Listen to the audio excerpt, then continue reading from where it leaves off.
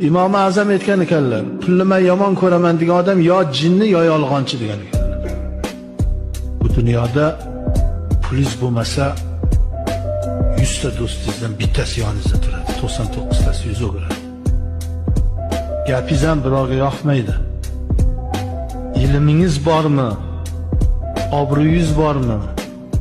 Pulingiz yo'q, e'tiboringiz yo'q bo'ladi. Odam zotni juda yuzini shuvut qilib qo'yadi, pulsizlik, molsizlik. Birdan yaxshi pul topib turgan odamdan birdan ketib qolsa, ba'zilar aytadi, pul bu. Xo'p, sen o'zing bir pulsiz odamni e'tiborga qanday olasan, u puldorni qanday e'tiborga olasan? Ko'p gapiraverma. Masalan, bir boyvachcha odamga qanaqa muomalada bo'lasan, u pul so'rab kelgan odamga qanaqa muomala bo'lasan?